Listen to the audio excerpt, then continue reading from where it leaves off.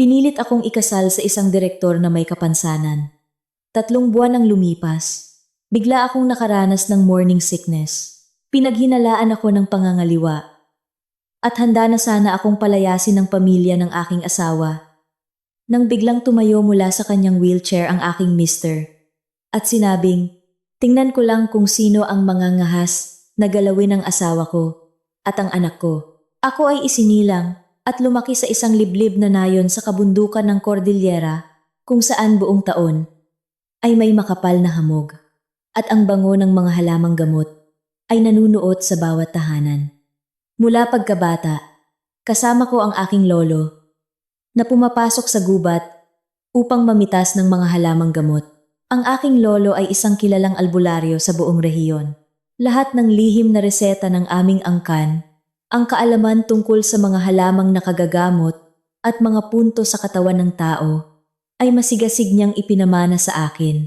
Inakala kong lilipas ang aking buhay ng payapa sa gitna ng mga buslo ng halamang gamot, ngunit dumating ang problema sa mismong taon na ako ay nag-edad ng 25.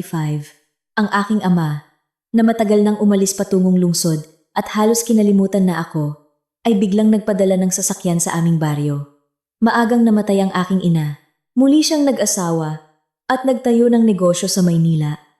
Isinama niya rin ang anak ng kanyang bagong asawa na si Bianca. Sa lahat ng mga taong iyon, iilang beses lamang siyang bumisita sa akin. Sa pagkakataong ito, sa kanyang pagbabalik, mukha siyang pagod na pagod at tumanda. Pagkapasok pa lang sa bahay, mahigpit niyang hinawakan ang aking kamay at sa nagmamakaawang boses ay sinabing lubog sa utang na 100 milyong piso ang kanyang kumpanya sa bangko at malapit na itong malugi. Sinabi niya na mayroon lamang iisang paraan para makaligtas ang pamilya. Ang pinakamalaking korporasyon sa konstruksyon sa Maynila ay pumayag na mamuhunan sa kanyang kumpanya. Ibibigay ang eksaktong halaga na kailangan para mabayaran ang utang.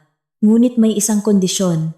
Kailangan niyang ipakasal ang kanyang anak sa kanilang bunsong anak na si Alejandro. Si Alejandro ay humahawak sa posisyon ng Deputy General Director ng korporasyon, ngunit 2 taon na ang nakalilipas. Naaksidente siya ng malubha.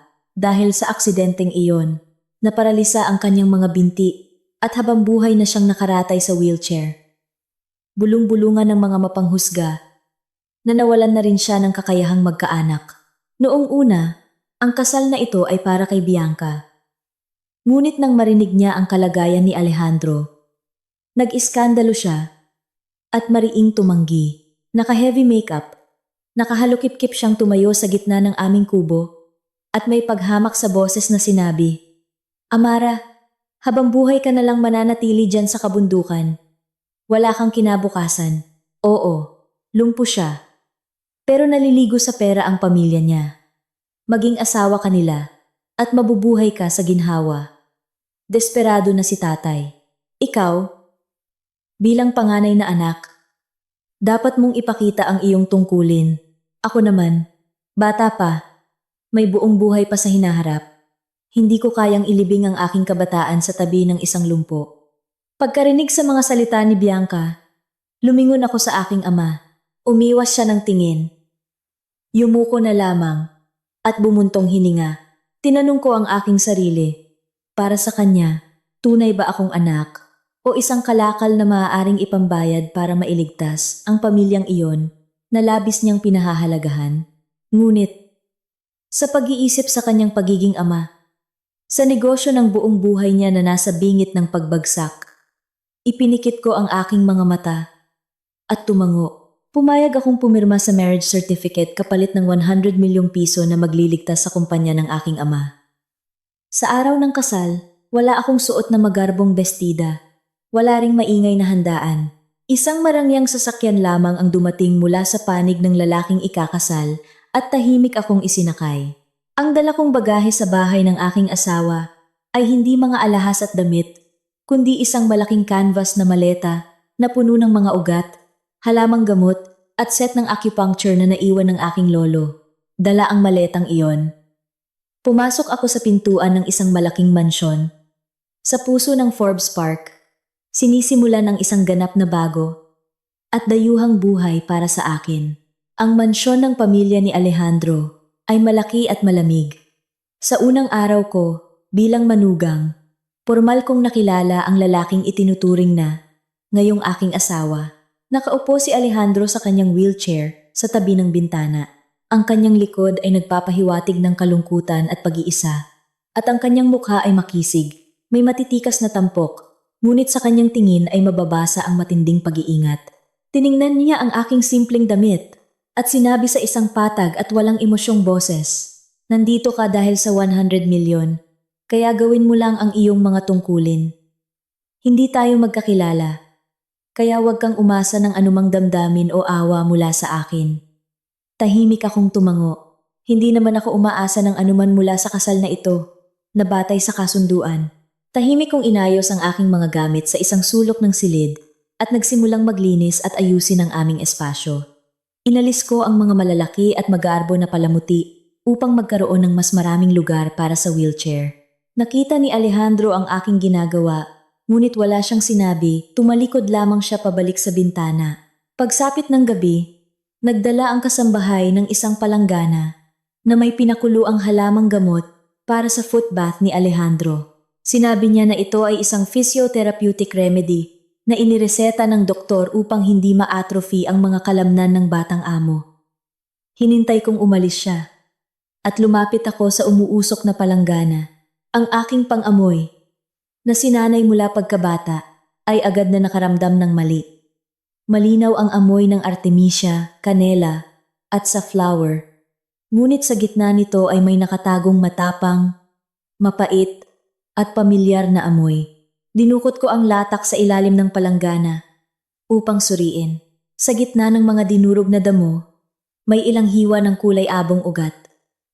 Sa tamang dosis, mayroon itong pain-relieving effect, ngunit sa regular na panlabas na paggamit, pinipigilan nito ang peripheral nervous system na nagiging sanhi ng unti-unting pagkawala ng pakiramdam ng bahagi ng katawan na nakakadikit dito.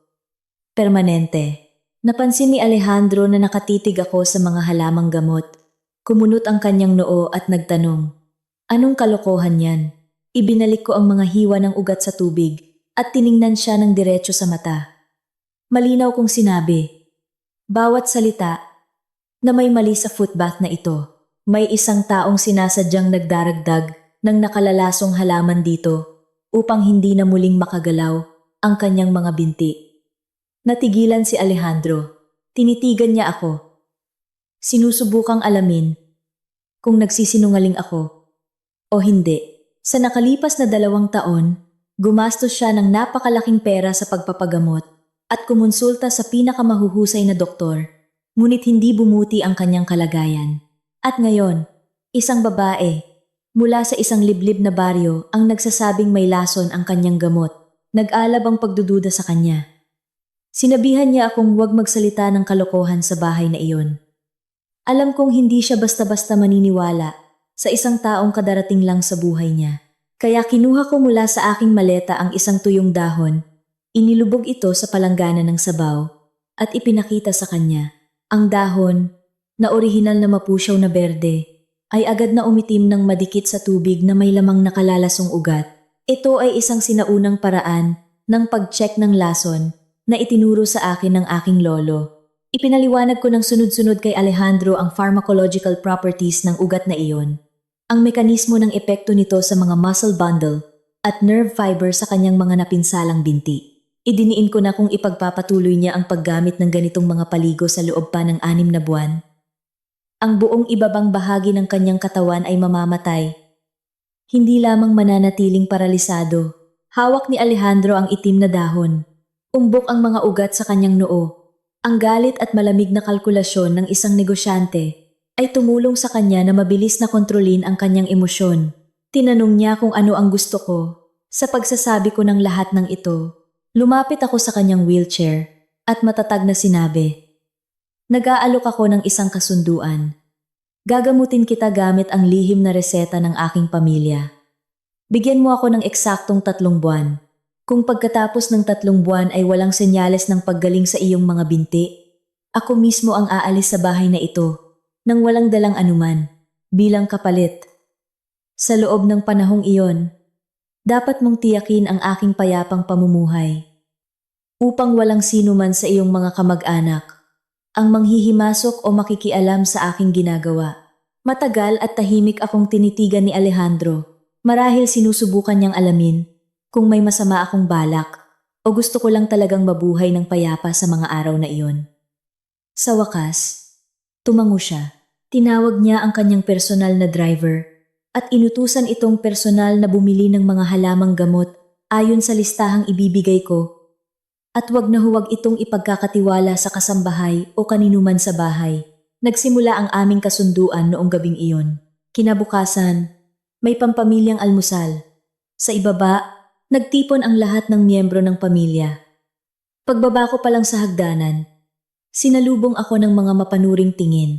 Si Carla, asawa ng nakatatandang kapatid ni Alejandro, ay nakaupo sa sofa, nakadekwatro. Tiningnan niya ang aking simpleng linen suit at habang nakangisi, ay may pang-iinis na sinabi. Swerte naman ng bahay na ito. Nakakuha ng simpleng manugang. Siguro sa baryo nila, hindi pa nakakakita ng make-up. Sa lakad pa lang, halatang sanay umakyat ng bundok, hindi maglakad sa mga velvet na karpet sa isang mansyon. Siguro naninibago ka. Hindi ako sumagot. Tahimik lang akong umupo sa mesa. Lumabas mula sa kusina ang aking biyanan. Si Doña Alicia. Malinaw niyang narinig ang sinabi ni Carla at dumilim ang kanyang mukha. Inilapag niya ang soup tureen sa mesa at sa isang mahigpit na boses ay pinagalitan si Carla. Si Amara ay manugang sa bahay na ito. Mula nang tumuntong siya sa pintuang ito, miyembro na siya ng pamilya. Kung paano siya manamit, personal niyang desisyon iyon. Ang mahalaga, malinis siya at maayos. Ikaw ang nakatatandang manugang. Kaya maging mabuti kang ehemplo. Magsalita ka ng mga disenteng bagay para tularan ka ng mga nakababata. Nagpout si Carla at atubiling bumulong ng opo. Ngunit ang kanyang tingin ay puno pa rin ng sama ng loob. Tiningnan ko si Doña Alicia. At sa aking puso ay sumibol ang pasasalamat. Mula nang dumating ako sa bahay na ito, siya lamang ang nagpakita sa akin ng kahit kaunting respeto. Ngunit, nang masuri ko ang kanyang mukha, napansin ko ang maitim na bilog sa ilalim ng kanyang mga mata, maputlang balat, at hirap sa paghinga. Ito ay malinaw na mga senyales ng chronic insomnia at pagbabara ng daloy ng enerhiya dahil sa labis na pag-aalala. Pagkatapos ng almusal, bumalik ako sa aking silid. Kumuha ng kaunting artemisia, tuyong luya. Sa gabi, nang si Doña Alicia ay nakaupo sa sala at minamasahe ang kanyang sentido, bumaba ako dala ang supot na iyon. Humingi ako ng pahintulot na painitin ang kanyang batok at balikat at masahihin ang ilang mga punto. Nagulat si Doña Alicia, ngunit pinayagan niya ako. Inilagay ko ang mainit na supot sa kanyang Dazui point at nagsimulang dahan-dahang masahihin gamit ang aking hinlalaki mula sa Feng Chi hanggang Jianjing point. Habang minamasahe, ipinapaliwanag ko ang gamit ng bawat punto kung paano ito nakakatulong na mapabuti ang sirkulasyon at daloy ng dugo sa utak. Pagkatapos lamang ng 15 minuto, kumalma ang mukha ni Doña Alicia. Nawala ang sakit ng kanyang ulo. Noong gabing iyon, nakatulog siya ng mahimbing at malalim hanggang umaga. Sa unang pagkakataon sa maraming taon nang walang sleeping pills. Paggising niya kinaumagahan, hinawakan niya ang aking kamay at sa kanyang tingin ay may tunay na pagmamahal ng isang ina. Mula noon, sa ilalim ng proteksyon ng aking biyanan at sa lihim na kasunduan kay Alejandro, naging mas madali ang buhay ko sa mansyon. Sa araw, ginagawa ko ang mga gawaing bahay, nagluluto ng masustansya at masarap na pagkain para sa pamilya. At sa gabi, kapag sarado na ang pinto ng aming silid, sinisimulan ko na ang paggamot kay Alejandro. Ako mismo ang naghuhugas at nagpapakulo ng sabaw ng mga halamang gamot. Ang kumukulong sabaw ay may matapang, ngunit nakakainit na amoy. Inilalagay ko ang palanggana sa paanan ni Alejandro. Hinihiling na suriin niya ang temperatura bago ilubog ang kanyang mga paa. Kapag ang kanyang mga hindi gumagalaw na binti ay nakalubog na sa sabaw, lumuluhod ako. Ang pagmamasahe sa isang paralisadong tao ay mas mahirap kaysa sa isang malusog. Kailangan kong gamitan ng malakas na puwersa upang maapektuhan ang malalalim na kalamnan na nagsisimula ng ma-atrophy. Ginagabayan ko ang aking mga daliri sa mga daanan ng nerbiyos mula sa hita hanggang sa sakong. Bumabagsak ang pawis sa aking likod. Namamanhid ang aking mga kamay sa pagod, ngunit hindi ako tumitigil. Sa mga unang araw, nanatiling malamig si Alejandro. Nakaupo siya, nagbabasa ng mga dokumento, at hindi pinapansin ang aking mga pagsisikap sa kanyang paanan. Ngunit unti-unti, tila sinisira ng aking pag-aalaga at pagpupursige ang kanyang baluti. Siya na mismo ang nagsasalin ng isang basong maligamgam na tubig para sa akin at inilalagay ito sa mesa. Minsan, kapag nakikita niyang nahihirapan akong huminga, pinapayuhan niya akong magpahinga sandali. Ang maliliit na kilos na ito ay nagpapabawas sa distansya sa pagitan namin. Patuloy kong ipinagpatuloy ang kurso ng herbal baths at masahe sa loob ng mahigit 2 buwan. Isang gabi, habang mariin kong pinipindot ang Yongquan point sa kanyang talampakan, bigla siyang napapitlag, kumunot ang kanyang noo, at nahulog ang folder ng mga dokumento mula sa kanyang mga kamay. Sinabi niya na nakaramdam siya ng matinding sakit. Itinaas ko ang aking ulo. Kumabog ng mabilis ang aking puso. Mas diniinan ko ang isa pang punto sa kanyang binti. Mahinang umungol si Alejandro. Nag-iba ang itsura ng kanyang mukha dahil sa sakit. Tumulo ang luha ng kagalakan sa aking mga mata. Ang sakit ay isang senyales na ang kanyang peripheral nervous system ay nagsisimula nang gumaling at muling kumonekta sa utak. Ang gamot ng aking lolo ay talagang epektibo. Ibinaling ni Alejandro ang kanyang tingin sa aking mga kamay, na kumapal dahil sa pamimitas ng mga halaman. Sa unang pagkakataon, walang lamig sa kanyang mga mata, at sa halip ay mayroong malalim na pananabik. Mabilis na lumipas ang panahon. 3 buwan na ang nakalipas mula nang ako'y maging manugang sa bahay ni Alejandro. Sa katapusan ng linggo, nag-organisa ang pamilya ng kanilang tradisyonal na buwan ng hapunan. Ang mga kamag-anak na nakakalat sa buong Maynila ay nagtipon sa malaking mansyon para sa isang salusalo. Mula umaga, pinangasiwaan ni Doña Alicia ang paghahanda ng mga pagkain. Ako, nakataas ang manggas, ay tumutulong sa kusina, nagluluto ng ilang espesyal na putahe na natutunan ko sa baryo. Ang panlabas na kapaligiran sa pamilya ay tila mainit at magkakasundo, ngunit sa katotohanan, sa mga nagkukrus na tingin ay laging may nakatagong kalkulasyon at pansariling interes. Eksaktong 12:00 ng tanghali, nagtipon ang lahat sa malaking hapagkainan na gawa sa rosewood. Nakaupo si Alejandro sa kanyang wheelchair sa tabi ko, tulad ng dati, kalmado at hindi pala salita. Ang kanyang kuya na si Ricardo ay nasa isang training sa ibang bansa, kaya si Carla lang ang naroroon ngayon. Pagkaupo pa lang sa mesa, nagsimulang tumingin-tingin si Carla, sinusuri ang mga pagkain. At paminsan-minsan ay nagbibigay sa amin ng kanyang asawa ng mga matatalim na tingin. Si Doña Alicia ay nakangiting naghahain ng pagkain sa mga tiyuhin at tiyahin. Nagdala ang kasambahay ng isang umuusok na pinggan ng inihaw na isda at inilagay ito sa gitna ng mesa. Karaniwan, paborito ko ang ulam na ito dahil sa matamis at siksik nitong laman. Ngunit ngayon, nang mailapag ang pinggan, ang matapang na amoy ng isda ay tumama sa aking ilong at nanikip ang aking tiyan. Mabilis kong tinakpan ang aking bibig. Sinusubukang pigilan ang paparating na pagduduwal. Ngunit ang amoy ng isda, kasama ang amoy ng mantika mula sa ibang mga ulam na karne, ay naging hindi na matiis. Bigla kong itinulak ang aking upuan, humingi ng paumanhin sa lahat, at tumakbo sa banyo sa ikalawang palapag. Yumuko ako sa lababo, at pinahirapan ako ng mga atake ng pagsusuka. Lahat sa loob ko ay tila gustong lumabas, ngunit mapait na apdo lamang ang lumalabas. Namuo ang pawis sa aking sentido. Binuksan ko ang malamig na tubig, at hinilamusan ang aking mukha para mahimasmasan.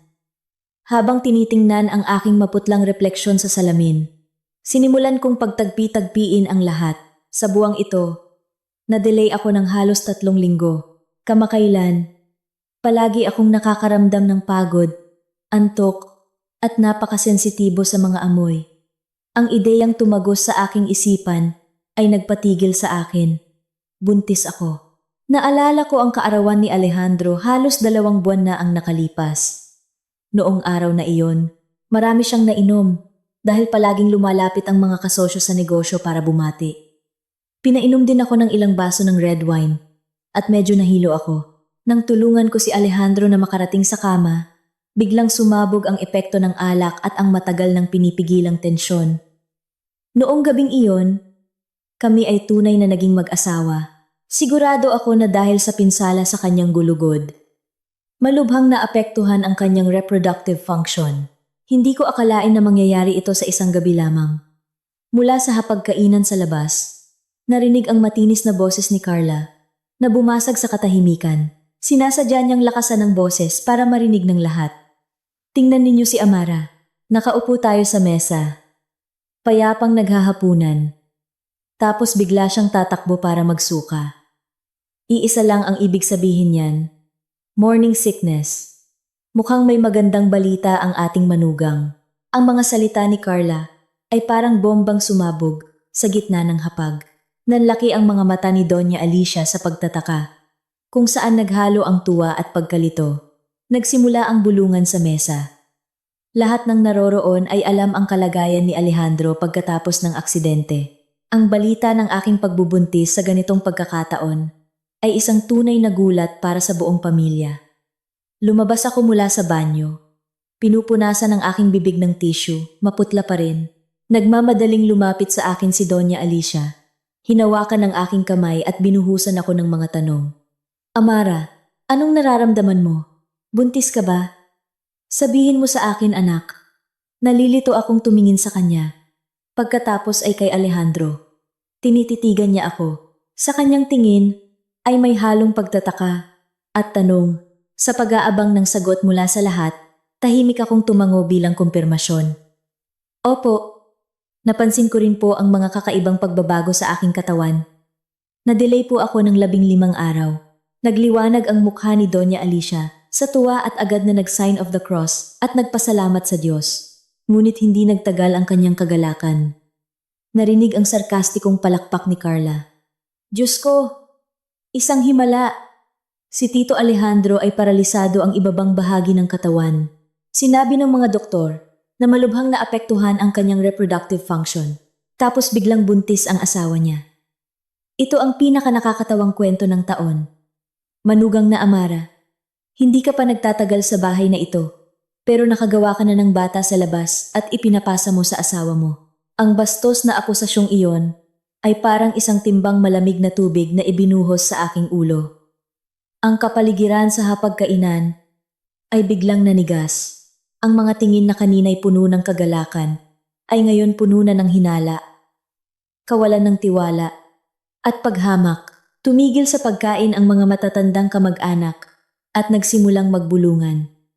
Malakas na ipinukpok ni Tito Cesar ang kanyang mga kubyertos sa mesa. Nananawagan ng kaayusan. Ngunit hindi tumigil si Carla. Galit niyang itinulak ang kanyang upuan at, habang tumutunog ang kanyang mga takong sa sahig, nagmartsa siya papunta sa opisina sa ikalawang palapag. Pagkaraan ng ilang minuto, bumalik siya dala ang isang asul na folder ng mga medikal na dokumento. Paglapit sa mesa, inihagis niya ang folder sa harap ng lahat. Kung hindi kayo naniniwala, tingnan ninyo.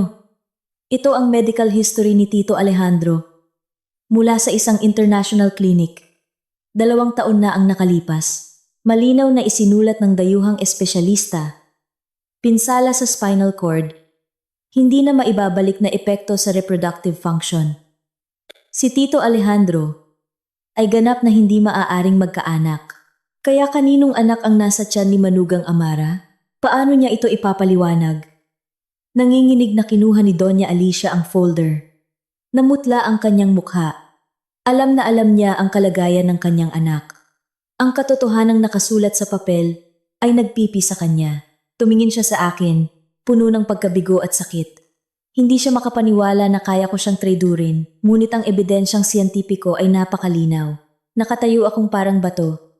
Nakakuyom ang mga kamay hanggang sa mamuti ang mga buto ng aking daliri. Naiintindihan ko na ginagamit ni Carla ang sitwasyong ito para sirain ako. Winawagayway niya ang kanyang mga kamay at patuloy na sumisigaw. Ang kanyang boses ay umalingaw-ngaw sa buong mansyon. Isang babaeng kaladkarin, nagdala ng anak ng iba sa bahay at ipinapasa bilang tagapagmana, ay hindi karapat-dapat na maging manugang sa ating pamilya. Hinihiling ko, Mama, na tawagan mo agad ang kanyang ama at pilitin siyang kunin ang walang hiyang ito. Huwag nating hayaang dungisan pa niya ang ating pangalan. Ngunit hindi lang ang pagpapalayas sa akin. Ang hinihiling ni Carla, tuso niyang ibinaling ang sisi kay Alejandro. Tumayo siya ng tuwid at itinaas ang kanyang baba. Nagsalita sa lahat sa mesa, hindi itinatago ang kanyang pagnanais na agawin ang kapangyarihan. Mga respetadong tita at tito. Sa nangyaring iskandalong ito, ang may kasalanan higit sa lahat ay si Tito Alejandro. Siya ay isang lumpo, hindi nagpapagaling, at hindi pa niya mabantayan ang sarili niyang asawa. Hinayaan niyang maglakwat siya sa labas. Ang isang lalaking hindi kayang kontrolin kahit ang sarili niyang pamilya at hinayaang mangyari ang ganitong kahihiyan, ay walang karapatan o autoridad na humawak sa posisyon ng Deputy General Director ng korporasyon. Iminumungkahi ko na sa susunod na linggo, magpatawag tayo ng isang pambihirang pulong ng Board of Directors. Alisin si Tito Alejandro sa kanyang posisyon at ipasa ang pamamahala ng Southern Project sa amin ng aking asawa. Doon lang tayo makakatiyak na maayos ang lahat. Nagsimulang tumango ang mga kamag-anak. Matagal na nilang gustong muling ipamahagi ang kapangyarihan sa korporasyon pagkatapos ng aksidente ni Alejandro. Ngayon, sa ganitong matibay na dahilan, natural na sinuportahan nila si Carla upang pabagsakin siya. Tiningnan ko si Carla. Sa kanyang mga mata ay mababasa ang hindi maitatagong kasakiman.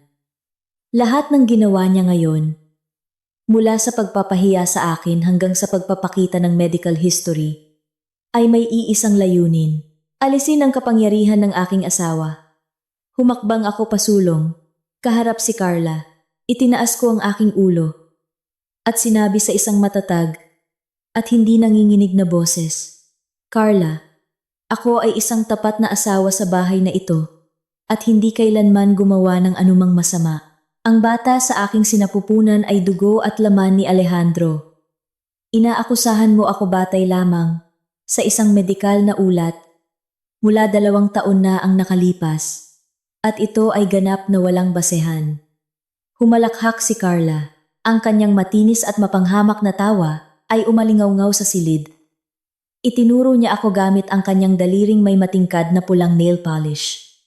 May gana ka pang makipagtalo? Isang nangungunang dayuhang doktor ang nagbigay ng hatol.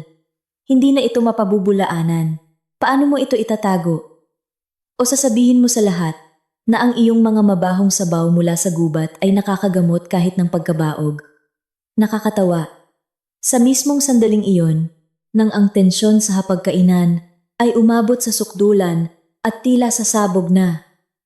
Isang malaki, mainit, at malakas na kamay ang umabot at mahigpit na humawak sa akin. Ito ay si Alejandro. Dahan-dahan niya akong hinila sa likod ng kanyang wheelchair. Siya mismo ang humarap sa mga atake ng pamilya. Hawak ng kanyang kamay ang akin. Ipinapasa sa akin ang ganap na kapanatagan. Walang ipinakitang gulat o galit si Alejandro sa harap ng mga matatalim na akusasyon ni Carla. Tiningnan niya ang buong mesa. Ako tan-apo una. Walang ipinakitang gulat o galitang buong mesa. Ang kanyang malamig na mga mata ay dumaan sa bawat mukha na uhaw sa palabas at sa wakas ay tumigil sa mayabang na mukha ng kanyang hipag. Nagsalita siya sa isang patag, ngunit makapangyarihang boses. Ang kilos ng isang leader ay agad na nagpatahimik sa lahat ng bulungan sa silid. Carla, tapos ka na bang magsalita? Kung oo, ngayon naman ay ako. Buntis ang asawa ko. Ako ang kanyang asawa. At ako ang mas nakakaalam kung kaninong anak iyan. Hindi ninyo kailangang maghula-hula at lalong hindi ikaw ang huhusga sa pagkatao ng aking asawa. Ang medical history na hawak mo ay resulta mula 2 taon na ang nakalipas.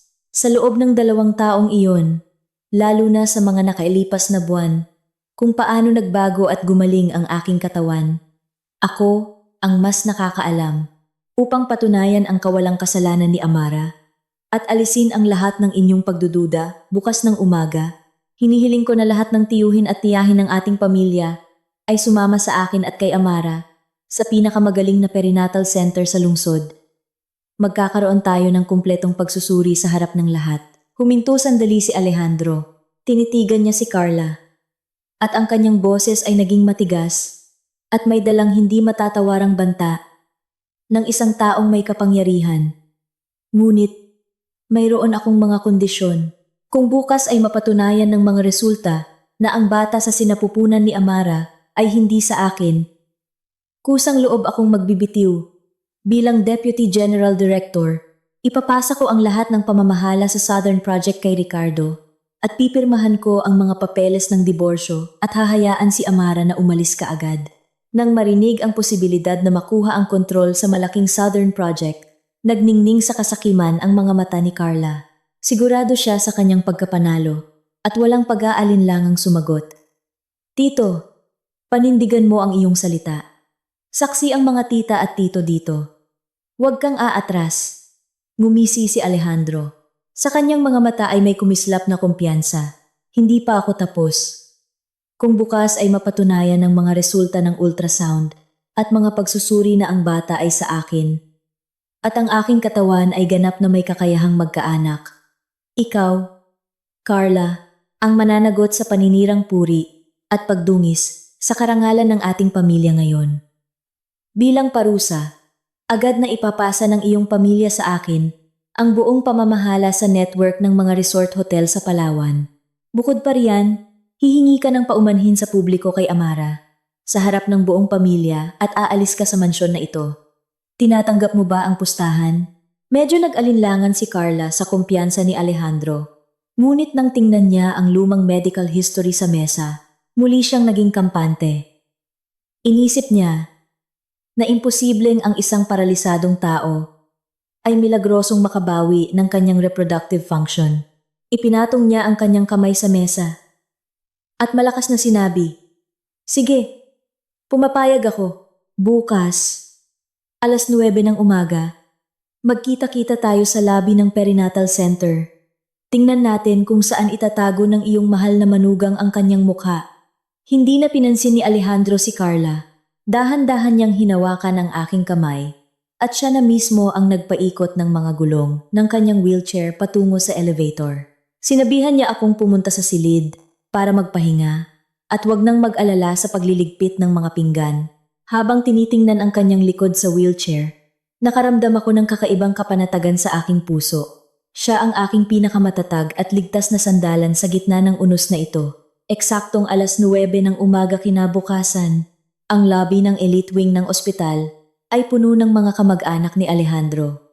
Lahat ng tiyuhin, tiyahin, at pinsan ay naroroon upang saksihan ang makasaysayang pustahan na ito. Si Carla, naka-heavy makeup at nakasuot ng isang kapansin-pansing pulang bestida na para bang dumating sa isang piyesta, ay naglalakad-lakad ng may mayabang na anyo. Palagi siyang nakikipagbulungan sa mga tiyahin at bawat salita niya ay laban sa akin. Tingnan natin, kapag lumabas na ang katotohanan kung paano pa siya makakaharap sa kahit sino. Isang probinsyana, mahirap, nakapag-asawa ng mayaman, pero hindi alam ang kanyang lugar. Nagdala pa ng anak ng iba. Kawawa naman ang pamilya natin. Nagdala ng malas sa bahay. Nakaupo ako ng tuwid sa isang bench sa tabi ng wheelchair ni Alejandro. Nagkukunwaring hindi naririnig ang mga masasakit na salita. Ang kamay ni Alejandro ay nakapatong pa rin sa akin. Paminsan-minsan ay marahan niya itong tinatapik. Ipinapasa sa akin ang init at kumpiyansa. Pagkaraan ng ilang sandali, tinawag ako ng nurse sa ultrasound room. Sina Doña Alicia at Carla ay pumasok kasama ko para personal na makita ang lahat. Naiwan si Alejandro sa labas, kasama ang mga lalaki ng pamilya, isang matandang doktor, isang gynecologist, ang naglagay ng malamig na gel sa aking tiyan at nagsimulang dahan-dahang igalaw ang probe sa ibabang bahagi nito. Ang imahe sa itim at puting screen ay malinaw. Itinuro ng doktor ang isang maliit at patuloy na kumikislap na tuldok sa screen at sinabi sa isang profesional na boses, "Congratulations sa pamilya. Ang sanggol ay maayos na lumalaki at nasa tamang posisyon. Ang sukat ng gestational sac at haba ng embryo ay tumutugma sa bilang ng linggo ng pagbubuntis. May tibok ng puso at napakalakas." Nang marinig ko ang konklusyon ng doktor, nakahinga ako ng maluwag.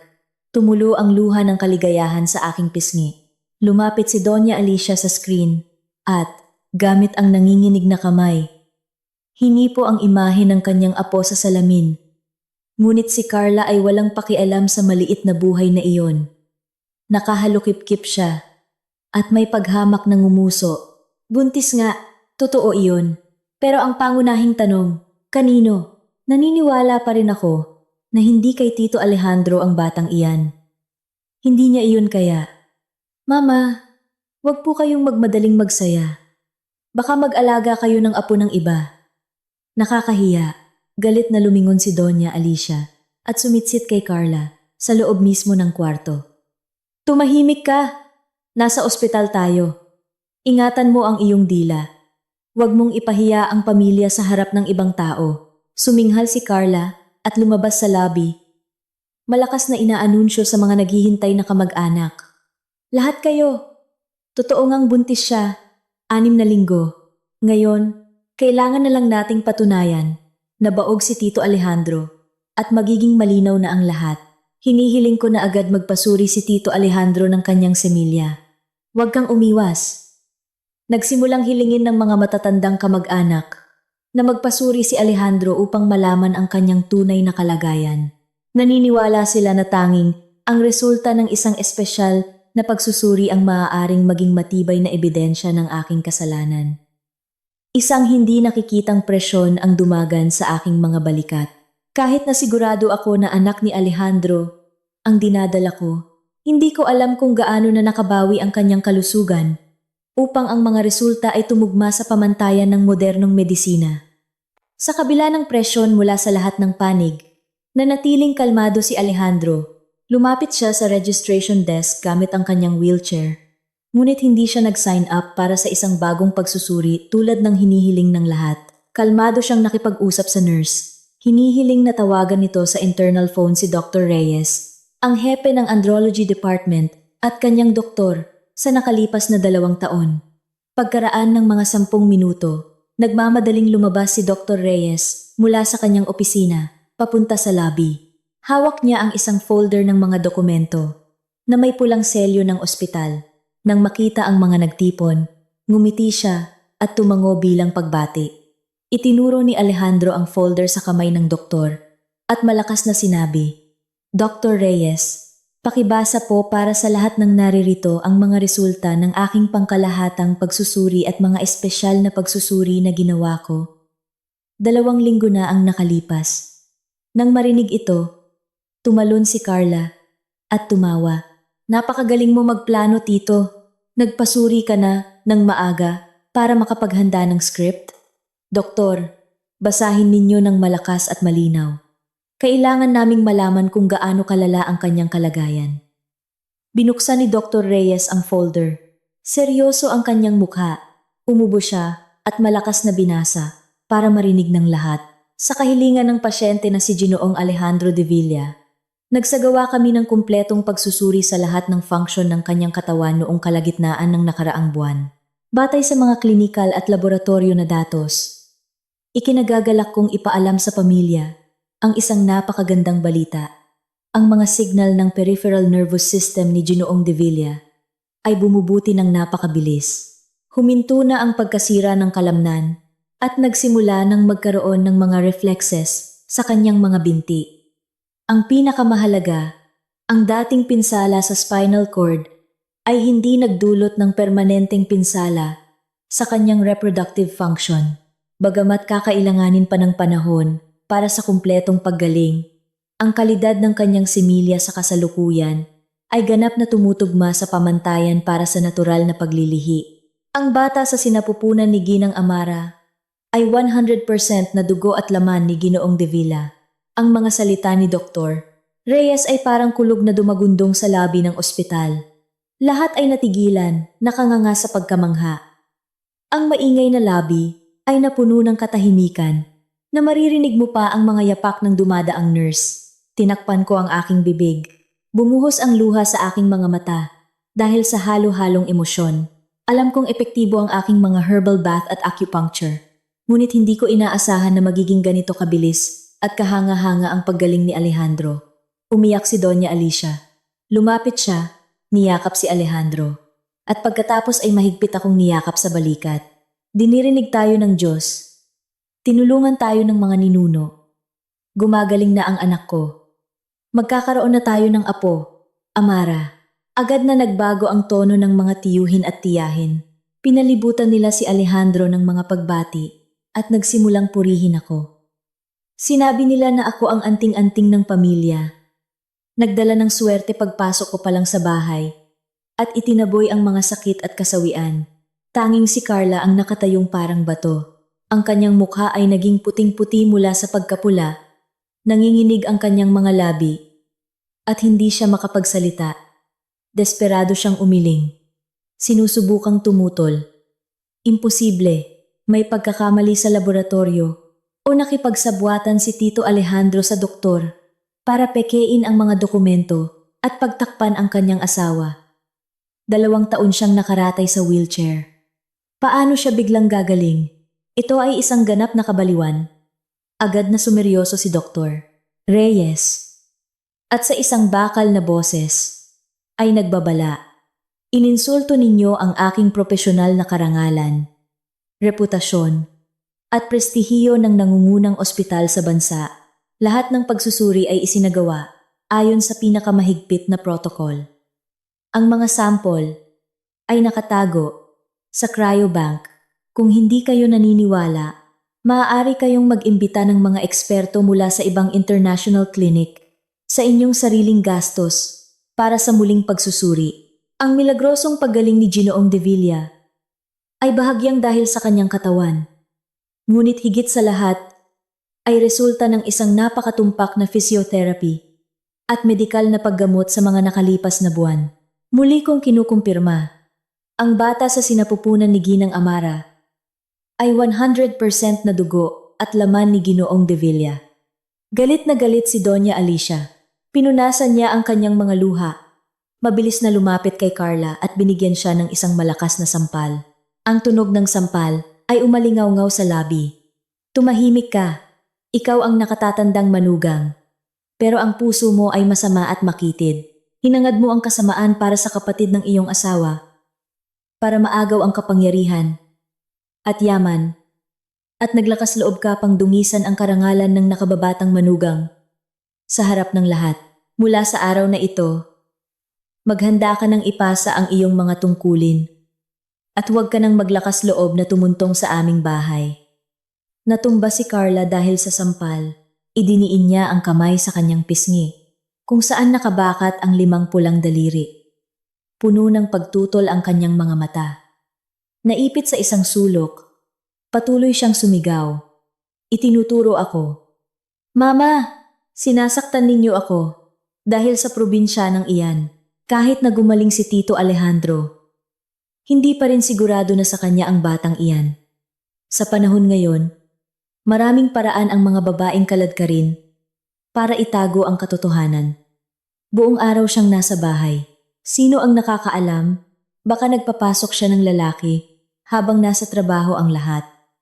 Ang mga kamag-anak sa paligid ay nagsimulang magpakita ng pagkasuklam sa katigasan ng ulo ni Carla.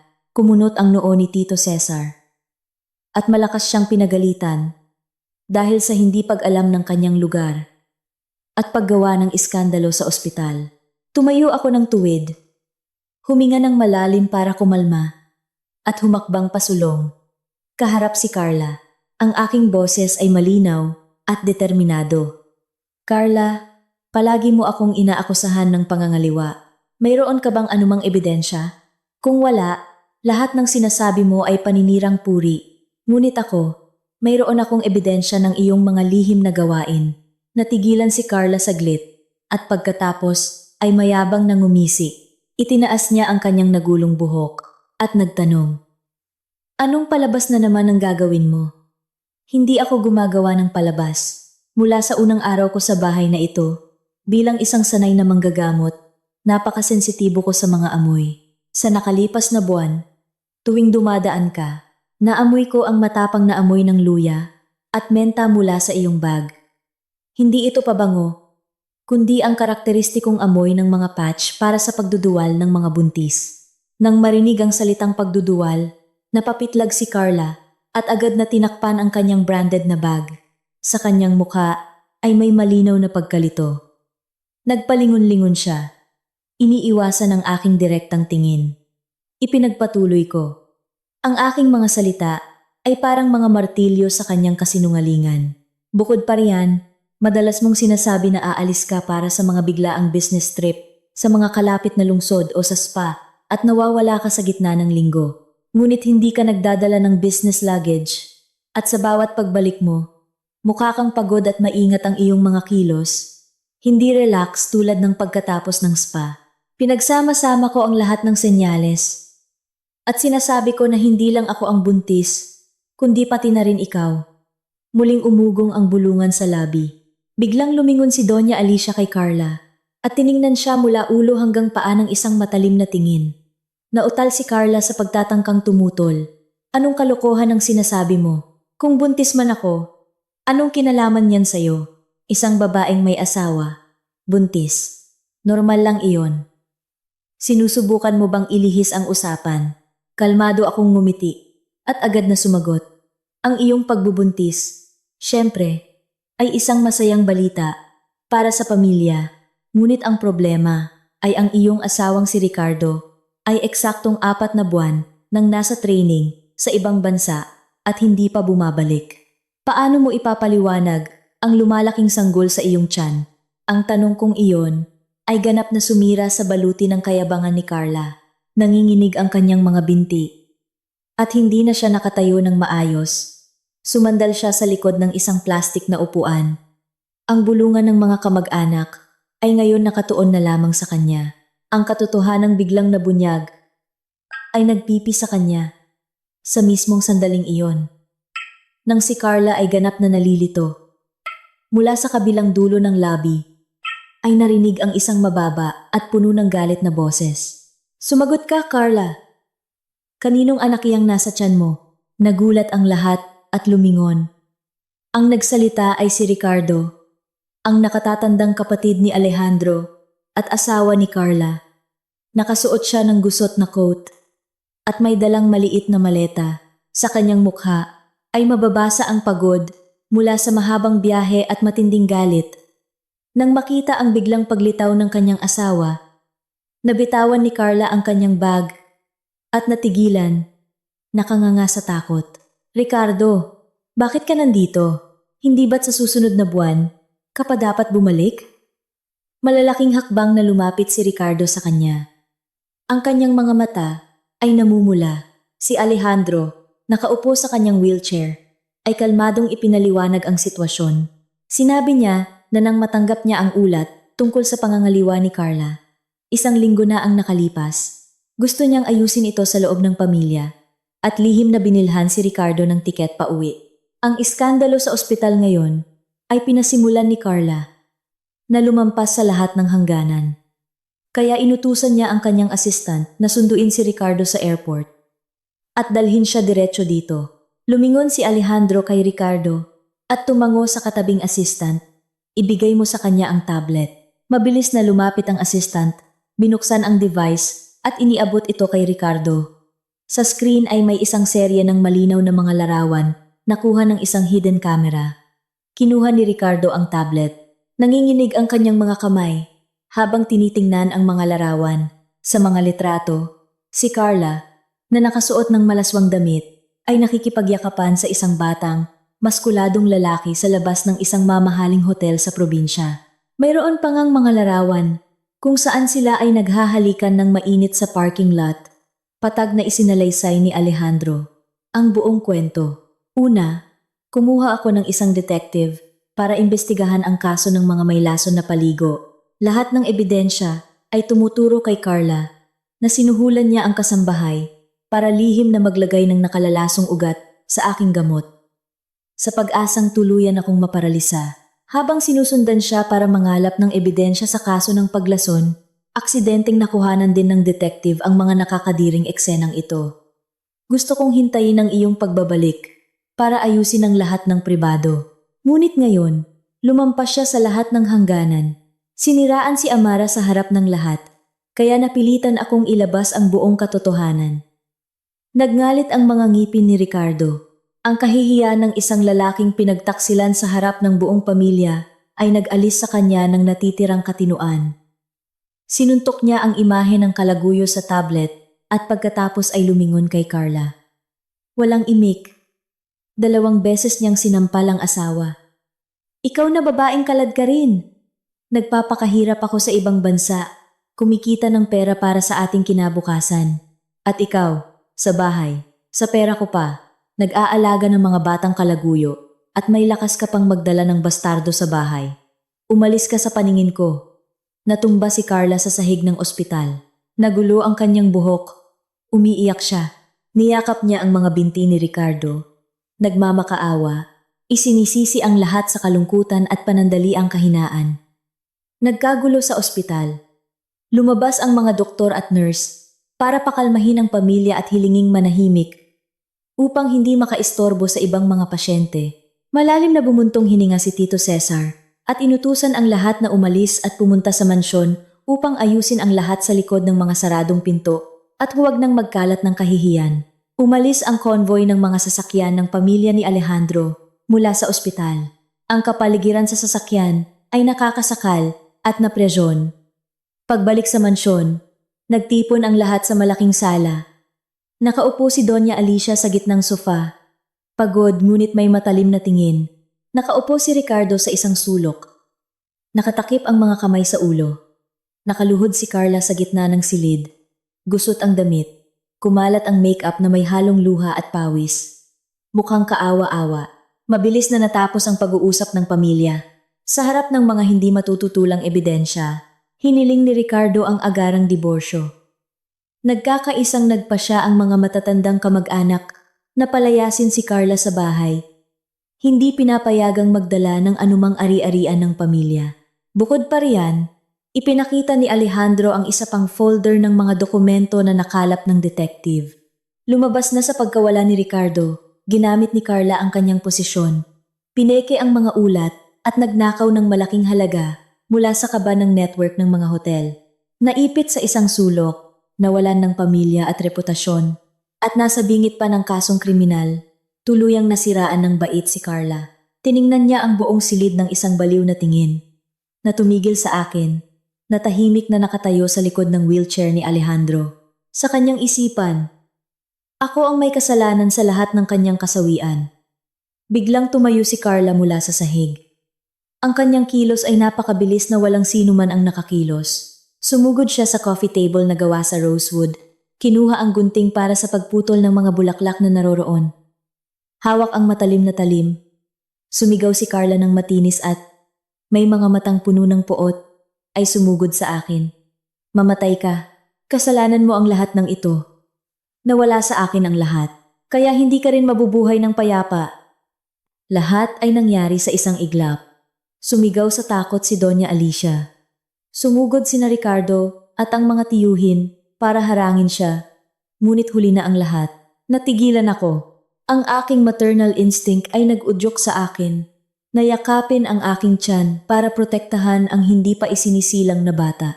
Sa mismong sandaling iyon, nang ang talim ng gunting ay wala pang 1 metro ang layo sa akin. Ang reaksyon ni Alejandro ay kasing bilis ng kidlat. Itinulak ng instinct na protektahan ang kanyang asawa at anak. Itinulak niya ang kanyang sarili gamit ang 2 kamay mula sa mga armrest ng wheelchair at gamit ang lahat ng natitirang lakas sa kanyang mga binti na nagsisimula palang gumaling, ay biglang tumalon mula sa sahig. Ang biglaang pagtulak ay nagpatalsik sa wheelchair paatras. At si Alejandro mismo ay sumugod pasulong. Inabot niya ako, niyakap, at ginamit ang kanyang bigat para itumba ako sa makapal na lana na karpet. Inilayo ako sa nakamamatay na saksak. Ang matalim na talim ay humiwa sa hangin. Dumaplis sa laylayan ng aking blusa at tumusok sa upuan ng sofa. Mahigpit akong niyakap ni Alejandro sa sahig. Ang kanyang malapad na likod ay ganap na tumatakip sa akin. Hirap siyang huminga, ngunit hindi lumuwag ang kanyang mga braso. Amara, okay ka lang ba? Huwag kang matakot. Nandito ako, bulong niya sa aking tainga. Ang buong sala ay natigilan sa ganap na katahimikan. Ang ginawa ni Alejandro, na tumalon mula sa wheelchair para iligtas ang kanyang asawa, ay labis na ikinagulat ng lahat na nakalimutan nilang huminga. Sa loob ng mahigit 2 taon, ganap siyang umaasa sa wheelchair o tulong ng iba. Walang sinuman ang nag-akala na kaya niyang itulak ang kanyang sarili gamit ang mga paa at tumalon ng ganoon kalayo. Noon lang natauhan sina Ricardo at ang mga tiyuhin. Sumugod sila kay Carla. Idiniin siya sa sahig at inagaw ang sandata mula sa kanyang mga kamay. Nagmamadaling tinulungan kami ni Tito Cesar na tumayo. Tumanggi si Alejandro na bumalik sa wheelchair. Hiniling niya sa kanyang tiyuhin na tulungan siyang umupo sa pinakamalapit na sofa, bagamat may pawis sa kanyang noo. At nanginginig pa rin ang kanyang mga binti dahil sa sobrang pagod. Muling lumabas ang kanyang makapangyarihang karisma bilang Deputy General Director na dating kinatatakutan ng buong mundo ng negosyo. Maingat akong sinuri ni Alejandro para tiyaking hindi ako nasaktan. Pagkatapos ay lumingon siya sa pamilya. Ang kanyang mga katangian bilang leader ay makikita sa bawat kilos. Itinuro niya ang nakayukong si Carla sa sahig at sa isang malamig na boses ay nag-utos. Security. Tawagan agad ang pulis. Iulat ang isang armadong pag-atake na may layuning manakit. Ibigay din sa investigasyon ang buong folder ng ebidensya ng pagnanakaw at panunuhol para sa paglason. Ang mga akusasyong ito ay sapat na para makulong siya. Nang matagal, kumilos, ayon sa batas. Walang paboritismo. Agad na pumasok ang mga guwardiya sa entrada. Hinawakan si Carla at itinaas siya. Ganap na siyang talunan at hindi na nanlaban. Payapang nagpadala habang hinihintay ang pulisya. Tinitingnan ni Ricardo ang kanyang asawang dinadala. Palayo na may ekspresyon ng matinding kahihiyan sa kanyang mukha. Alam niya na ang kanyang karera at reputasyon sa pamilya ay ganap na sinira ni Carla. Ipinatong niya ang kanyang kamay sa balikat ng nakatatandang kapatid at sinabi sa isang mahigpit ngunit makatarungang boses, Ricardo, sa nangyari sa iyong asawa, may kasalanan ka rin. Bilang asawa, hindi mo siya nabantayan. Hinayaan mong labagin niya ang mga patakaran ng pamilya at magnakaw ng pera ng kumpanya. Dapat mo ring panagutan iyan. Sa susunod na linggo, maglalabas ang HR ng isang utos para sa iyong paglipat bilang direktor ng branch sa Mindanao. Kailangan mo ng panahon para ibalik ang iyong mga kasanayan sa pamamahala at pag-isipan ang nangyari. Hindi nangahas na tumutol si Ricardo. Yumuko na lamang, tinatanggap ang parusa. Pagkatapos ayusin ang mga panloob na usapin, lumingon si Alejandro sa mga nakatatandang kamag-anak nang may paggalang ngunit may katatagan. Inanunsyo niya na mula bukas, opisyal na siyang babalik sa trabaho sa pangunahing opisina ng korporasyon at personal na pamumunuan ang lahat ng malalaking hindi pa natatapos na proyekto. Lahat ng kamag-anak ay sumang-ayon na tumango. Walang sinuman ang sapat na hangal para makipagtalo sa isang matalino at mapanuring leader na may hawak na ebidensya ng mga pagkakamali ng bawat isa. Natapos ang krisis sa pamilya. Ang posisyon namin ng aking asawa ay matatag na naitatag. Ang balita tungkol sa mabilis na paggaling ni Alejandro at kanyang opisyal na pagbabalik sa pamamahala ng korporasyon ay mabilis na kumalat sa mga lupon ng negosyo sa Maynila. Tumataas ang mga stock ng kumpanya at patuloy na tumaas sa loob ng ilang sunod-sunod na sesyon ng kalakalan.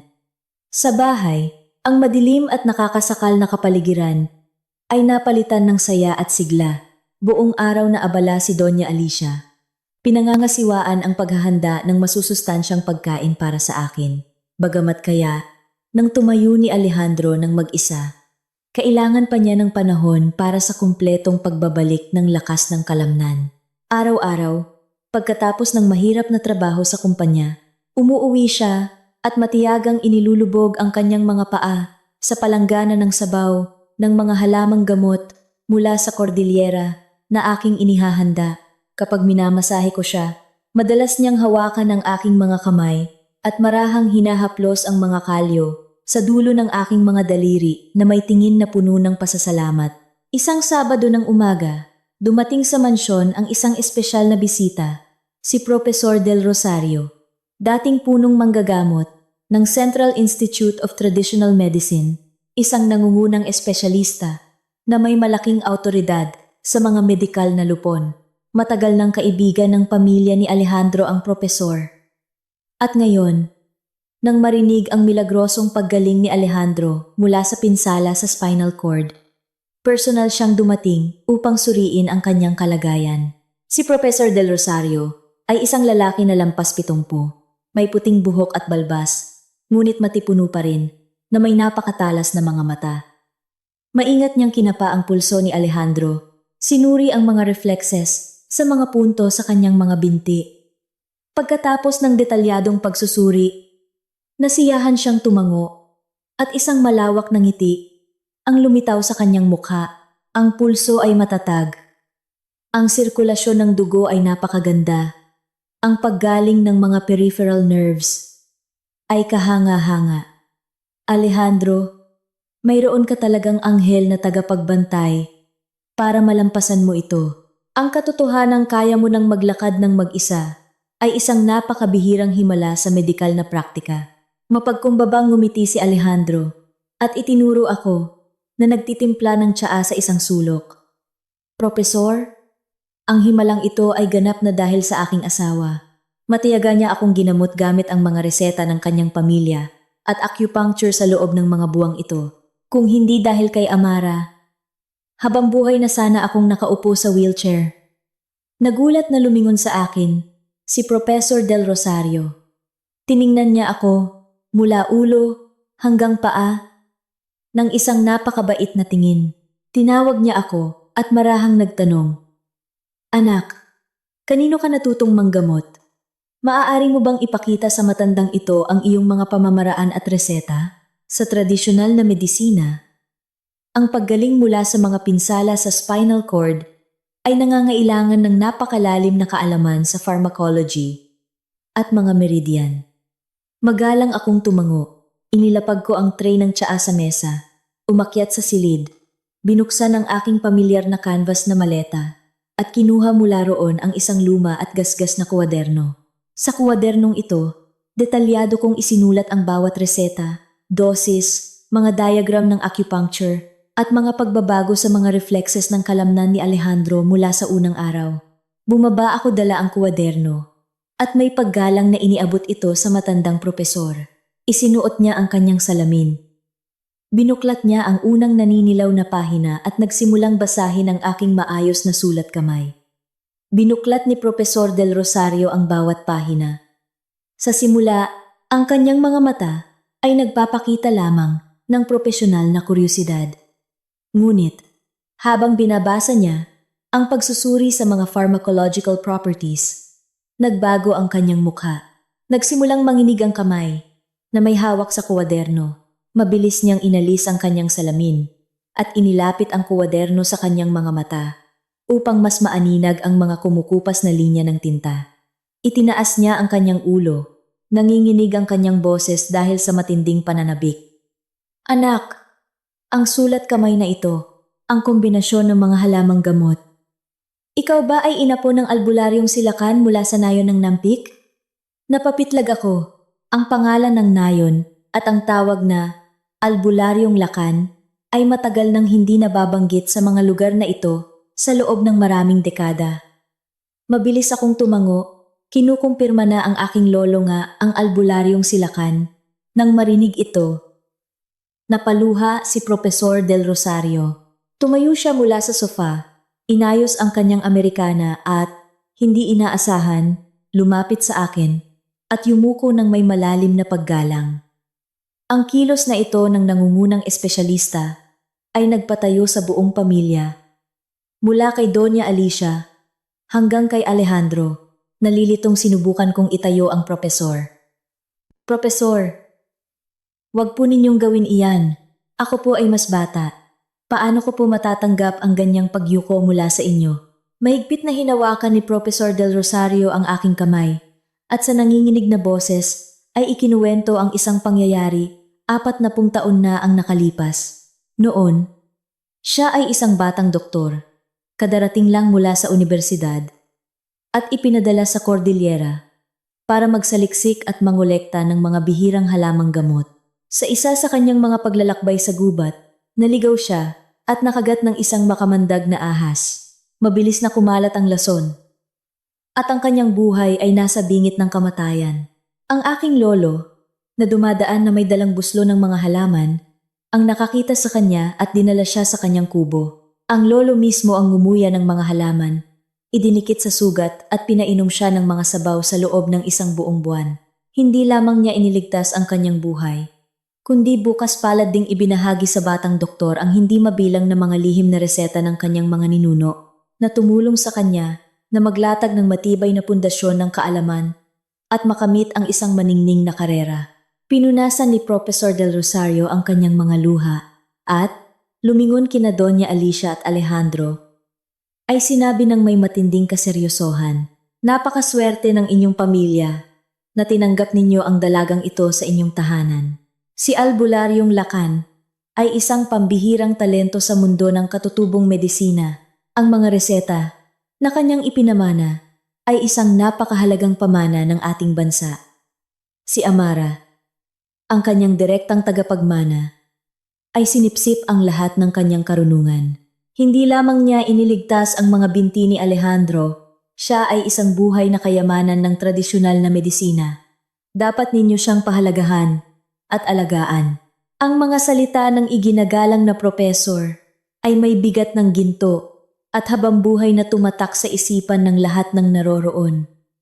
Binalot ng katahimikan ang silid, ngunit sa kaibuturan nito ay may malalim na paggalang at buong pagkilala sa talento ng dalaga mula sa kabundukan. Pagkaalis ni Professor Del Rosario, lubusang nagbago ang kapaligiran sa mansyon. Walang naiwan na bakas ng dating tensyon o panunumbat. Mabilis na lumapit sa akin si Doña Alicia. Pula ang kanyang mga mata, ngunit ang kanyang mukha ay nagliliwanag sa pagmamalaki. Kinuha niya ang aking mga kamay at nagsimulang haplusin ang mga kalyo na dating pinagtawanan ni Carla. Sa nanginginig ngunit taos-pusong boses, sinabi niya, "Amara, patawarin mo ako dahil hindi kita naalagaan ng maayos. Akala ko, isa ka lang mabait at masipag na dalaga. Hindi ko akalain na napakatalino mo at nagmula ka sa isang iginagalang na pamilya ng mga manggagamot. Hindi lang mo dala sa iyong sinapupunan ang dugo ng aming pamilya. Ikaw ang tagapagligtas ni Alejandro. Mula sa araw na ito, ikaw ay aking tunay na anak. Ipinapasa ko sa iyo ang pamamahala sa bahay na ito. Kung may sino man sa mga kamag-anak na mangahas na magsalita ng masama sa iyo, palalayasin ko siya." Ang mga kamag-anak na naiwan para sa katapusan ng linggo ay lumapit din para bumati. Si Tito Cesar, na dati pinakamaingay na humihiling na magpasuri ako, ay ngayon nahihiyang ngumiti. Lumapit siya, tinapik si Alejandro sa balikat at simpleng sinabi, "Alejandro, mayroon kang matalas na mata. Ang iyong asawa ay matalino at disente. At nagmula pa sa isang kilalang pamilya ng mga manggagamot. Masaya ako para sa inyo. Dati, nakikinig ako sa mga tsismis ni Carla, kaya nagkaroon ako ng maling opinyon. Amara, patawarin mo ang matandang hangal na ito." Magalang akong ngumiti at sumagot na sa pamilya. Hindi pinananatili ang sama ng loob sa nakaraan. Mula sa araw na iyon, ganap na nagbago ang aking katayuan sa pamilya ng aking asawa. Hindi na ako itinuturing na isang babaeng ipinagbili para sa utang ng kanyang ama. Wala nang nangahas na magbulungan tungkol sa aking pagiging probinsyana. Lahat ay iginagalang ako para sa aking tunay na talento at malinis na puso bilang isang manggagamot. Sa gabi, nang kami na lang ang naiwan sa silid, marahan akong niyakap ni Alejandro. Mula sa likuran, ang kanyang mga binti ay may pakiramdam na at kayanan niyang tumayo ng ilang minuto gamit ang isang tungkod.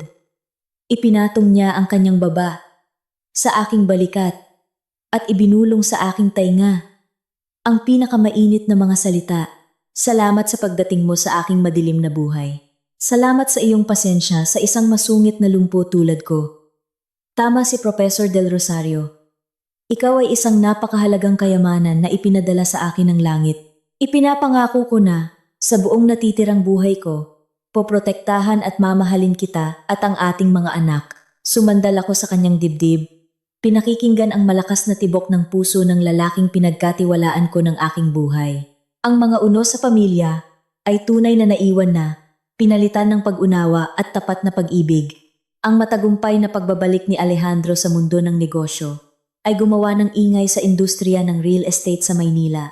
Hindi lamang nalampasan ng kumpanya ng kanyang pamilya ang panloob na krisis, kundi nanalo rin sila sa mga bidding para sa ilang malalaking proyekto ng resort. Mabilis na tumaas ang halaga ng mga stock. Ang magagandang balitang ito ay umabot din sa aking sariling pamilya. Isang araw ng pahinga, habang payapa akong nagpuputol ng mga rosas sa hardin, tumakbo ang kasambahay at sinabing dumating ang aking madrasta at si Bianca. Kumunot ang aking noo. May masamang kutob, ngunit tumango ako at sinabing papasukin sila sa sala. Si Alejandro, na nakaupo sa sofa na may hawak na dyaryo, ay nag-angat ng ulo at agad na naging matigas ang kanyang mukha. Pumasok ang aking madrasta at si Bianca na may mga peking ngiti. May dala ang madrasta ng isang malaking basket ng mga imported na prutas at pagkakita pa lang sa akin ay sumugod, hinahawakan ng aking mga kamay at binubuhusan ako ng mga tanong na para bang matalik kaming magkaibigan mula pagkabata. Si Bianca na nakasuot ng isang masikip na bestida na may mataas na hiwa, na may matingkad na makeup, ay malanding lumakad palapit kay Alejandro. Ang kanyang boses ay kasing tamis ng pulot. Alejandro, natutuwa ako na gumaling ka na. Nang malaman ko ang iyong aksidente, gabi-gabi akong umiiyak. Gusto ko sanang magpakasal sa iyo para alagaan ka, ngunit ipinilit ng Ate Amara na siya ang pupunta sa halip ko, kaya kinailangan kong magparaya. Ngayon, nakikita kitang nakatayo at napakakisig. Napakasaya ko. Ang walang hiyang kasinungalingang ito ay nagdulot sa akin ng pagduduwal. Ngumisi si Alejandro at hindi man lang siya inalok na umupo. Itinupi niya ang dyaryo. Inihagis ito sa mesang salamin at sinabi sa isang malamig na tono, "Mahina ba ang memorya mo, Bianca? O sinasadya mong magpanggap? 2 taon na ang nakalipas. Ikaw mismo ang tumawag sa akin na walang kwentang lumpo sa gitna ng inyong kubo. Alam ng buong Maynila kung paano pinilit ng inyong pamilya si Amara na magpakasal para sa pera. Ano ang layunin ninyo sa pagdala ng basket na ito ngayon? Magsalita kayo ng diretso. Wala akong panahon para sa inyong mga palabas." Dahil sa direktang pagtanggi, nahiya ang madrasta, ngunit agad na nagsuot ng isang malungkot na ekspresyon at nagsimulang gumanap bilang biktima. Nagsimula siyang magreklamo na may problema na naman sa batas ang kumpanya ng aking ama. Naantala ang daloy ng pera at muling hinihiling ng bangko na bayaran ang utang. Hinihiling niya kay Alejandro na, bilang paggalang sa pagiging magkamag-anak, i-postpone ang pagbabayad ng 100 milyon sa loob ng ilang taon pa. O mas mabuti, kalimutan na lang ang utang dahil ngayon ay iisang pamilya na sila. Si Bianca, nang makitang hindi natitinag si Alejandro, ay nagpasya na sirain kami. Tiningnan niya ako ng pailalim at yumuko sa balikat ni Alejandro, bumulong, ngunit para marinig ng lahat. "Alejandro, huwag mong hayaang lokohin ka ng anghel na mukha ni Amara. Mayroon siyang kasintahan sa baryo. Ang kanyang unang pag-ibig, pangalan niya ay Kiko. Nagsumpaan sila ng walang hanggang pag-ibig. Sinubukan pang ang magtanan. Nagpakasal lang siya sa iyo dahil sa iyong kayamanan. Masyado mo siyang pinagkakatiwalaan, tingnan mo. Baka mag-alaga ka ng anak ng iba. Ang walang hiyang paninirang puri na ito ay umapaw sa aking pasensya. Walang imik. Lumapit ako sa mesa, kinuha ang aking telepono, binuksan ang isang nakatagong folder at pinatugtog ang audio recording na maingat kong iningatan mula sa araw na iyon sa baryo. Ang matinis na boses ni Bianca ay umalingaw-ngaw sa sala, bawat salita. Ako, bata pa, may buong buhay pa sa hinaharap. Hindi ko kayang ilibing ang aking kabataan sa tabi ng isang lumpo. Oo, lumpo siya, pero naliligo sa pera ang pamilya niya. Maging asawa ka nila at mabubuhay ka sa ginhawa. Desperado na si tatay. Ikaw, bilang panganay na anak, dapat mong ipakita ang iyong tungkulin. Ang recording na ito ay ganap na sumira sa kanilang palabas. Ang mukha ni Bianca ay naging parang patay. Nanginginig ang kanyang mga labi at hindi siya makapagsalita para ipagtanggol ang sarili. Tumayo si Alejandro, ang kanyang matangkad na tindig at makapangyarihang anyo ay nakakagapi. Ang kanyang matalas na tingin ay tumusok sa dalawang babaeng yumuko sa kahihiyan. Narinig ninyo ang ebidensya? Ang aming pamilya ay nagnenegosyo ng tapat. Lahat ng kontrata ay may legal na bisa. Ang 100 milyon ay isang pautang. Hindi isang donasyon para sa mga taong walang utang na loob. Nang mahirap, pinilit ninyo ang inyong sariling anak na ipagbili ang kanyang sarili at nang makita ninyo na maayos na kami, walang hiya kayong pumunta para humingi ng pera. Lumingon si Alejandro sa labasan at malakas na tinawag ang kanyang assistant. Makipag-ugnayan agad sa legal department. Ihanda ang isang kaso sa korte laban sa kanilang kumpanya para sa paglabag sa kasunduan sa pautang. Ang utos ko ay kolektahin ang 100 milyon sa tamang oras. Walang bawas, walang pagkaantala, walang cash. Hayaan ng korte na isubasta ang kanilang mga ari-arian. Ibenta ang bahay, mga sasakyan, ngunit ibalik ang utang sa bangko. Nang marinig ang tungkol sa pagbebenta ng bahay at mga sasakyan, bumagsak sa sahig ang madrasta at humagulgol. Gumapang siya sa akin, kumapit sa aking mga binti at nagsimulang magmakaawa na mamagitan para sa kanila. Ipakita ang pagiging magkamag-anak at iligtas muli ang pamilya. Umatras ako. Determinadong inalis ang aking binti. Ang aking boses ay kalmado, ngunit matatag. Nang pilitin niya akong magpakasal sa halip na ang kanyang paboritong anak, lahat ng damdamin ng isang ama ay namatay. Ginawa ko ang aking tungkulin. Isinakripisyo ang aking buhay at kaligayahan para sa 100 milyon para iligtas ang kanyang negosyo.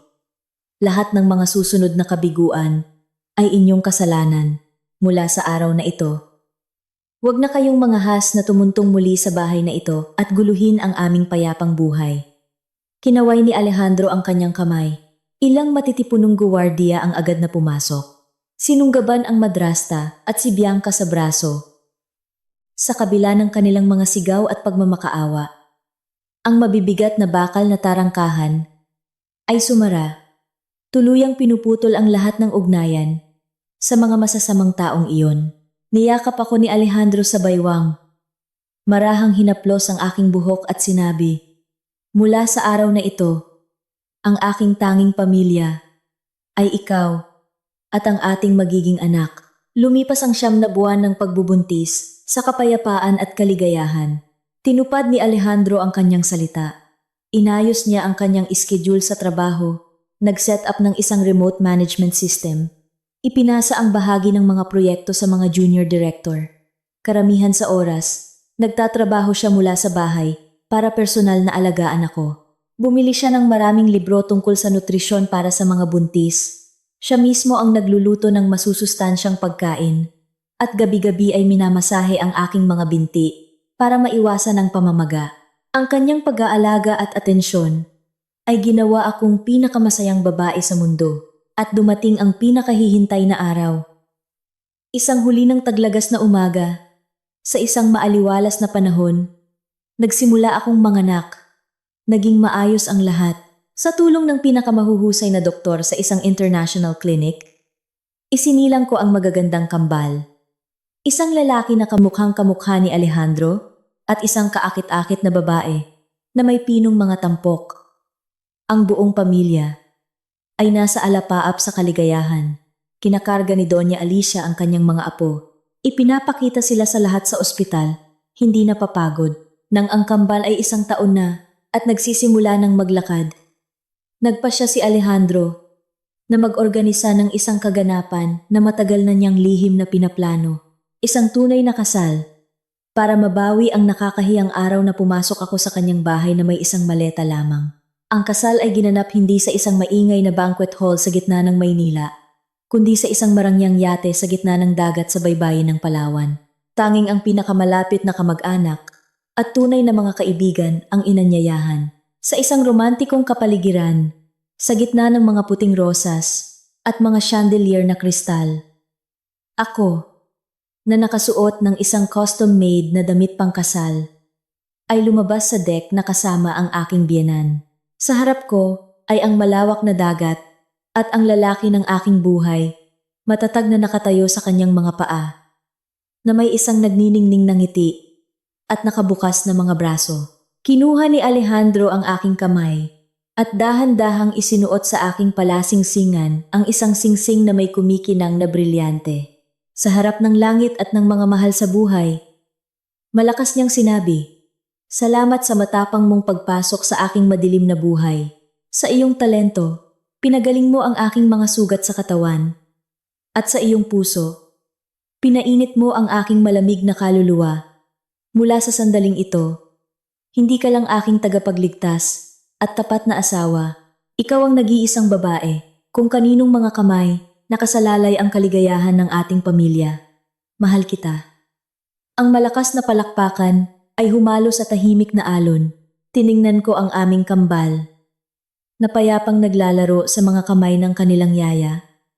At pagkatapos, ay itinaas ko ang aking mga mata sa mukha ng aking asawa na puno ng pag-ibig.